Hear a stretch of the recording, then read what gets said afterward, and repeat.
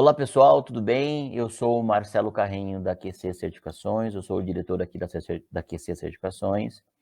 Hoje eu trouxe um tema bastante pertinente que nós viemos discutindo aí ao longo de umas semanas para cá, que é um tema bem coerente, um tema bem... até o Fernando vai falar para a gente, né, que é a pessoa que nós convidamos para fazer parte aqui do nosso vídeo. Isso é um tema corriqueiro, né? Se acontece isso nas unidades por aí. Bom, o tema que nós estamos trazendo para cá hoje chama Boas Práticas de Compras voltados à unidade de saúde, né? Qual que é essa preocupação? Qual que é esse ponto?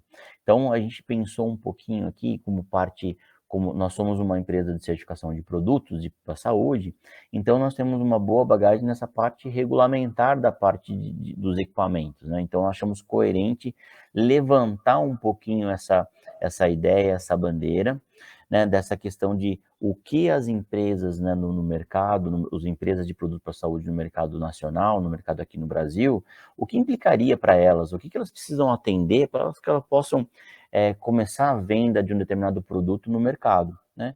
E aí veio esse ponto, se as empresas, eu tenho quase certeza que, eu não vou dizer 100%, que a gente nunca diz 100%, mas muita gente já sabe o regulamento que se aplica a elas, né? Tem uma certa interação com a Anvisa. Mas será que os compradores, as pessoas que compram, né, também sabem dessa parte regulamentar da empresa? Também sabem dessas questões de leis, portarias, normas que se aplicariam às indústrias e também ao próprio equipamento, por exemplo, né? Então, eu trouxe aqui o Fernando, eu vou pedir para ele se apresentar. O Fernando é uma pessoa que tem um know-how incrível na parte de compra de equipamento, na parte de gestão de equipamento dentro das unidades de saúde. Então, ele pode compartilhar muito com a gente aqui o conhecimento dele e principalmente nessa gestão de compra de equipamento. Certo, Fernando? Fala aí um pouquinho de você, se apresenta, para a gente poder começar a bater um papo aqui sobre esse tema. Beleza, vamos lá. Bom, pessoal, obrigado aí pelo convite. Falar um pouquinho dessa parte tão importante hoje aí do mercado relacionado a equipamento médico, que é a parte de compra, né? Que todo mundo sabe, o equipamento médico hoje ele tem um custo muito elevado dentro de uma instituição e manter esse equipamento funcionando também é muito, onera um gasto enorme para a unidade de saúde, tá? Eu sou de formação da área voltada à área de engenharia clínica, tá? Fui durante muito tempo comprador em hospitais públicos, depois particulares, então a gente criou aí uma certa experiência aí para estar falando um pouquinho desse assunto, tá? Tendo as duas visões, tá? Tanto do público quanto do privado, tá? Então, eu estou na área há 17 anos, entendo um pouquinho aí dessa parte relacionada à especificação técnica dos equipamentos, algumas exigências que a gente solicita, muita gente acha não necessária, mas que a gente consegue discutir bem, ser muito importante aí na fase de compra de um equipamento médico, tá? Então, conforme o Marcelo me pediu, falar um pouquinho de uma visão geral da compra de equipamento, como que ela funciona dentro de um estabelecimento de saúde, de uma unidade de saúde, tá? É uma visão geral. Normalmente, quem participa fortemente desse processo, que consegue dar um parâmetro importante para a administração, para o departamento de compras, é um profissional da área especializado, um engenheiro clínico, ou tecnólogo, ou um engenheiro biomédico, que ele já tem um certo conhecimento de como deve ser feita essa avaliação de compra, tá? Não vou entrar muito no mérito técnico aqui, mas a gente sabe aquela conta do iceberg, onde a gente vê somente a ponta, aquele custo operacional do equipamento durante os 10 anos, para saber o que é viável economicamente ou não, tá? Logicamente, isso é feito pelo departamento técnico, mas esse é o primeiro ponto, logicamente, que deve ser avaliado numa compra, tá? Seguindo, né, a gente precisa... o que dispara um processo de compra dentro do hospital, tá? Costumo falar que são 3 vias aí. Normalmente, uma substituição de equipamento devido à obsolescência, que a gente chama, que é quando aquele equipamento já não fornece segurança na sua utilização, já está ultrapassado tecnologicamente, ele já não tem uma função adequada para a utilização, não tem o mesmo desempenho, tá? Então, normalmente, devido a esse motivo, é um processo que dispara o processo de compra. Outro motivo que é a aquisição de um novo serviço. O hospital vai implantar um novo serviço médico, um novo atendimento, uma clínica de hemodiálise, um outro serviço, e aí para esse serviço eu vou ter que reestruturar o meu hospital ou esse ambiente novo. Também é onde a gente costuma disparar os pedidos de equipamento novo. E por último, logicamente, existe o processo de atualização tecnológica. O pessoal acaba pedindo uma substituição de equipamento, existe um equipamento mais moderno, com uma tecnologia mais moderna, que consiga me entregar uma quantidade de exame maior. Isso vai influenciar no meu fluxo de trabalho, produtividade, custo de processo, tá? Então, normalmente são essas 3 vias que a gente acaba vendo disparar as solicitações de compras, tá? O que acontece, que eu acho que é uma coisa importante, né? A gente tem algumas preocupações, tá, relacionadas a esse processo. Isso ficou muito evidente na época da pandemia, tá?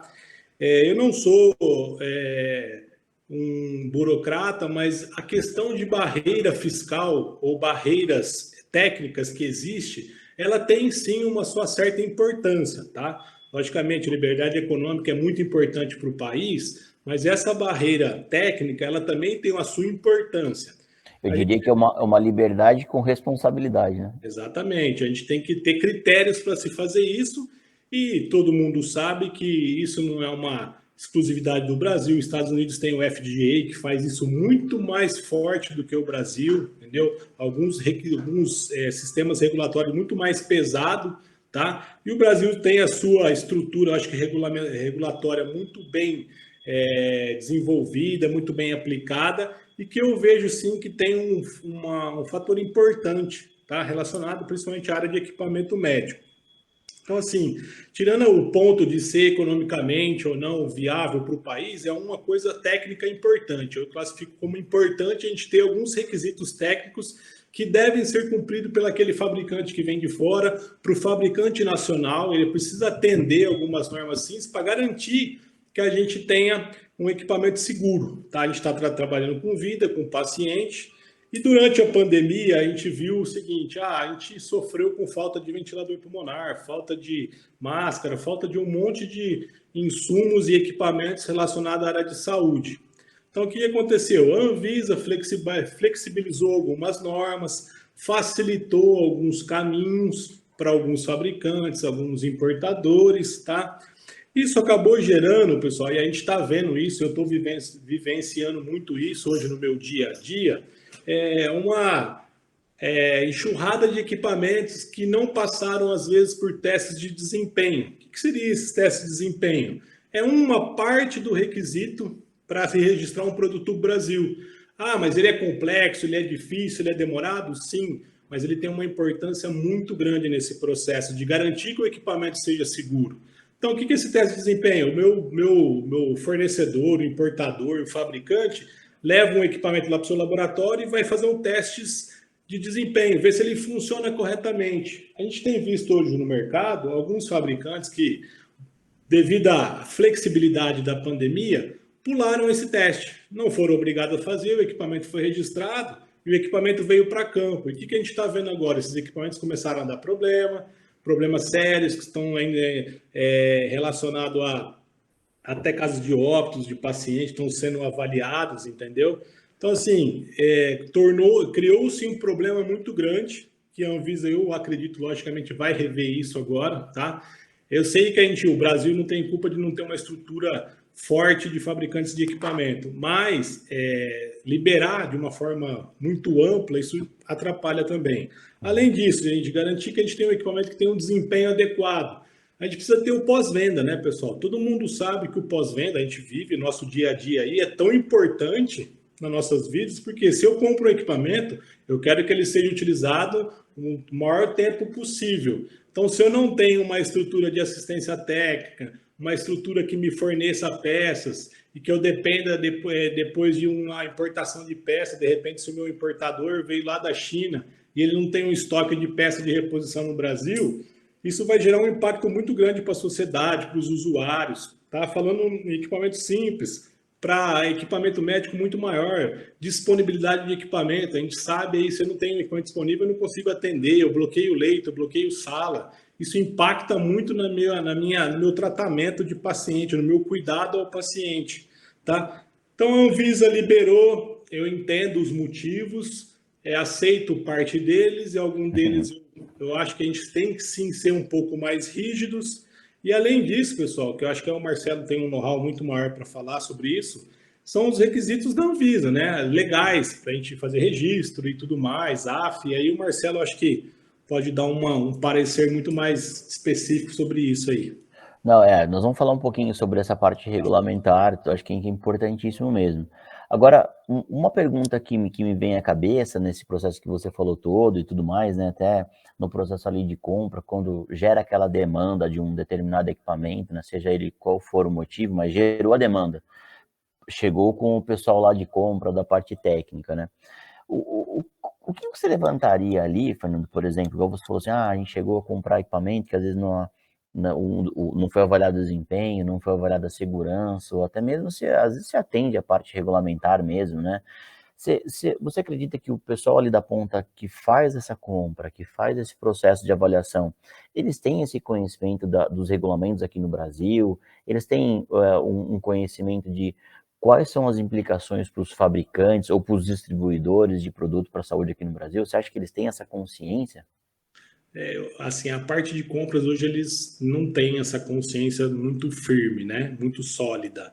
Depende, o que eu falei, de um técnico tá apoiando isso, mas eles não têm. O que eles criaram, e eu agradeço muito por isso, é a questão a empresa tem registro do produto, a empresa tem a AF, a empresa pode comercializar. Antes a gente via que isso nem se perguntava sobre isso, né? Hoje já está intrínseco no processo de compra se o cara tem, se o distribuidor tem, aquela documentação, tudo mais para ele comercializar. Uhum. Parte técnica de desempenho, eu vejo que eles não têm esse conhecimento. Eles, se você perguntar qual que é a função do Inmetro relacionado ao equipamento médico, a um laboratório de teste, como que eu garanto que aquele equipamento funciona bem ou não, eles não têm muito essa noção. Eles dependem por isso que eu falo, às vezes, de um departamento, de uma assessoria mais técnica para eles conseguirem desenvolver. E eu acho que também falta um pouco de instrução, né? Um treinamento desse pessoal, entender quais são os requisitos que eles devem solicitar e qual o motivo que eles estão solicitando, né? Eu vejo assim que o Brasil ele é muito amplo, é bem grande, né, o território brasileiro. Eu acho que às vezes pode sofrer uma demanda de pontos diferentes ali, né, eu acho que tem que ter uma equidade, né, para todo mundo ter esse entendimento no Brasil inteiro. Olha, funciona assim aqui no Brasil, né, não é porque eu moro no Rio Grande do Sul que eu entendo de uma forma, acho que todo mundo devia entender da mesma forma ali essa questão regulatória, né. De fato, essa parte regulatória, eu até vou trazer um slide aqui, que eu acho importante, só para a gente mostrar, né, o quanto implica em regulamento num fabricante, por exemplo, né? O que é importante ressaltar é que não implica só para o fabricante, mas implica também para os importadores. Então, eu sou uma empresa importadora, meu fabricante está fora do país, eu também tenho que atender às mesmas regras, né?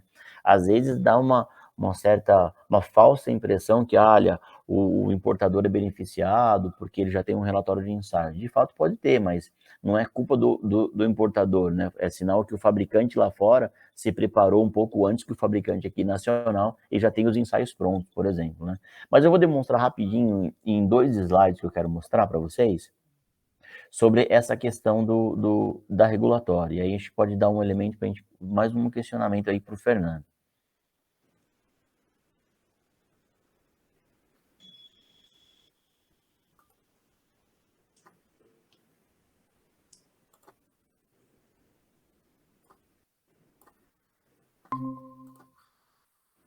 Acho que você está vendo minha tela aí, não está, Fernando? Tô vendo. Acho que começando aqui. Legal. Então, um slide que eu quero trazer é o seguinte. Então, por exemplo, quando um fabricante ou importador pensa na regulamentação de um produto aqui no Brasil, e mesmo não só do produto, mas da sua empresa, né? Ele basicamente ele pensa em 3 instituições aqui no Brasil. Um é o próprio Inmetro, né? O Inmetro ele traz as portarias que fazem referente à certificação do equipamento médico hoje no país. Então, dificilmente, se um equipamento ele for elétrico, dificilmente ele não será certificado. Então, se você traz um produto, ele é elétrico, né? Ele com certeza precisa de certificação. Ah, mas Marcelo, eu tenho encomenda que é só bateria. Inclusive, a bateria também faz parte do processo de certificação, né? Isso não elimina de um processo de certificação também. Então, se até com alimentação interna, que nós chamamos, entra os de classe 1, que tem aterramento, né, e conectados à rede elétrica, e os de classe 2, que não tem aterramento, também conectados à rede elétrica, eles entrarão no processo de certificação. Quem dita as regras aí do processo, né, ou o rito de certificação, são a portaria aqui do Inmetro. Outro ponto importante, que cada vez mais que nós estamos percebendo aqui, principalmente a gente, Fernando, aqui na linha de frente da certificação, cada vez mais os produtos têm elementos de comunicação sem fio dentro deles, incorporados, né? Que fazem parte, aquela questão de usar só cabo hoje em dia, né? Eu acho que não está sendo mais utilizado. Então, sempre tem um Bluetooth, sempre tem um wireless. Então, se esse dispositivo médico incorporar qualquer, né, comunicação sem fio, ele também vai implicar nos elementos ali da Anatel, né, que é quem cuida desses dispositivos de telecomunicação hoje no Brasil. E, claro, tudo isso vai culminar aqui na nossa Anvisa. A Anvisa, ela é a grande regulamentadora dos produtos para a saúde aqui no Brasil. Então, eles regulamentam não só o produto, mas regulamentam também as empresas. Então, para uma empresa, para ter um produto registrado na Anvisa, primeiramente você tem a sua empresa regularizada dentro da Anvisa. Então, isso mostra um pouquinho aqui meu segundo slide, que é muito importante aí quando a gente está falando dos importadores ou mesmo dos fabricantes, né? Então, o primeiro ato aqui, ó, tá vendo? É o alvará sanitário, na Anvisa municipal ou estadual. Então, os fabricantes ou até mesmo os distribuidores, eles têm que ter esse alvará sanitário que você busca na vigilância sanitária do município, por exemplo, né? Uma vez você conquistando isso daí, você vai para a AF, que é a autorização de funcionamento de empresa na Anvisa, aí você já está chegando até a Anvisa, né? E aí, dependendo do produto que você tem incorporado dentro da sua organização, né, se ele for de classe 3 ou 4, né, a Anvisa classifica os produtos como classe 1, 2, 3 e 4. Os de classe 1 e 2 não precisam desse boas práticas de fabricação. Porém, se você pretende comercializar um produto de classe se você pretende fabricar um produto de classe 3 ou 4, que é de alto risco, né, o máximo risco ali da Anvisa, você já vai precisar de um certificado de boas práticas de fabricação, né? E aí é um elemento seguinte, se a fábrica for nacional, a fábrica nacional tem que ter. Se a fábrica for internacional, a fábrica internacional tem que ter esse certificado de boas práticas. E assim, não é um elemento que se aplica tanto para fabricantes nacionais como os importados também. Um outro elemento crucial, que nós estamos falando da própria Inmetro, né, é o certificado ali do produto. Então, se o produto ele for um equipamento elétrico, além da fábrica ter que ter o alvará, ter que ter a AF e também ter as boas práticas, ele também vai ter que ter o certificado do Inmetro.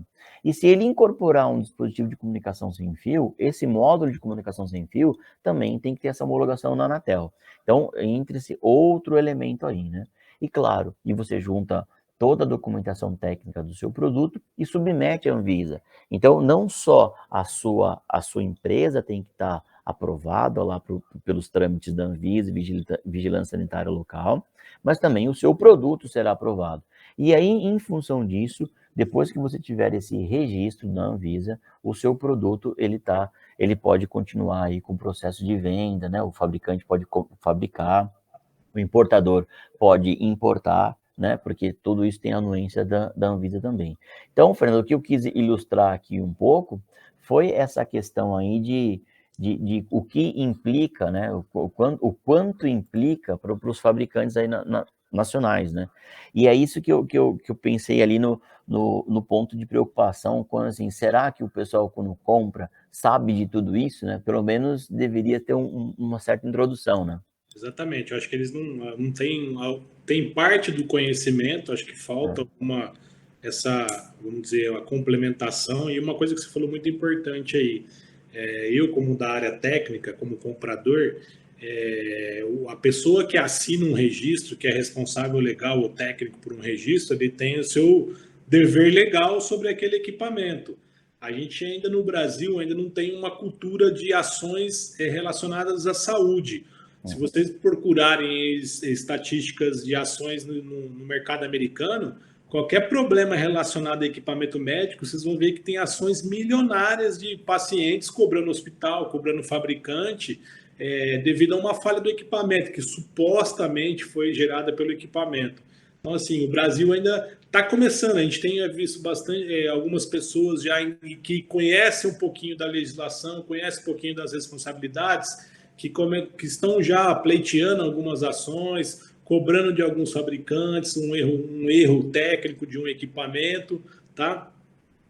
Então, assim, essa parte de assinar, de ser um representante legal, de colocar um produto no mercado, ele também tem que olhar que a gente pode ter problemas jurídicos se a gente não garantir um equipamento adequado, que tenha um desempenho adequado, uma segurança adequada, que isso, quem está garantindo para a gente são os órgãos certificadores, entendeu? Se a gente fez grande parte daquele processo de exigência, a gente está garantindo que o nosso produto está legal, está confiável. A Anvisa, antigamente, ela trabalhava com avaliação documental. Hoje eu vejo que eles fazem uma documentação mais técnica, as visitas nas fábricas, entendeu? Isso mudou, isso é importante, dá uma visão mais técnica, uma segurança maior. Isso eu tenho visto e está me gerando boas expectativas aí para um futuro mais adequado aí para a gente. Bom, legal. Gente, eu acho que nós tínhamos programado isso, eu acho que é uma boa discussão, eu acho que levanta bons pontos aí para a gente conversar mais para frente. Eu acho que o Fernando levantou vários pontos, acho que a parte regulatória é uma delas, mas o Fernando já destacou vários outros ali, né? Responsabilidade de pós-venda, né? O quanto o responsável técnico é responsável do produto no mercado, né? Então tem muito desses pontos aí para serem discutidos aí. Fernando, agradeço aí a sua participação, acho que endossou o que a gente precisava, né, com o seu conhecimento, e é isso daí. Muito obrigado aí pela sua participação, viu? Agradeço pelo convite aí, estamos à disposição. Obrigado aí. Fechado, obrigado. Valeu.